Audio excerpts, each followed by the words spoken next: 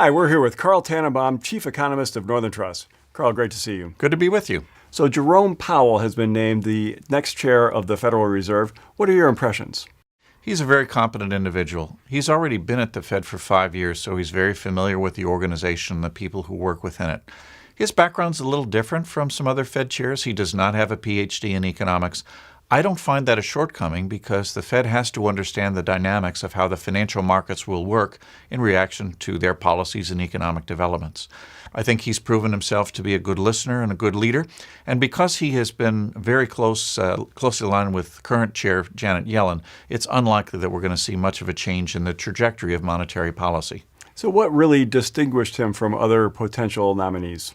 Some of the others who are being contemplated for that role were advocating quite publicly for a very different approach to interest rates, in particular to have them much higher than they are today. Both John Taylor and Kevin Warsh had advocated for the Fed to take out an insurance policy against financial excess by making borrowing a little bit more expensive. The markets probably would not have been set up well for that, and certainly it would not have been the best thing for the federal budget.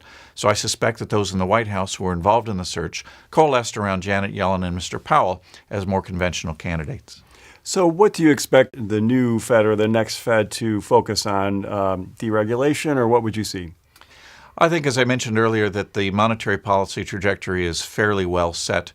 And where Mr. Powell may seem to make his mark, at least initially, is in the realm of regulation. Certainly there is a tendency towards taking a careful look at the regulations that were put into place after the financial crisis.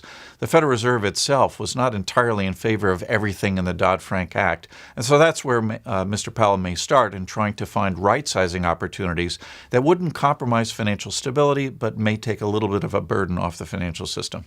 What do you see as the biggest challenge for Mr. Powell as he takes the helm?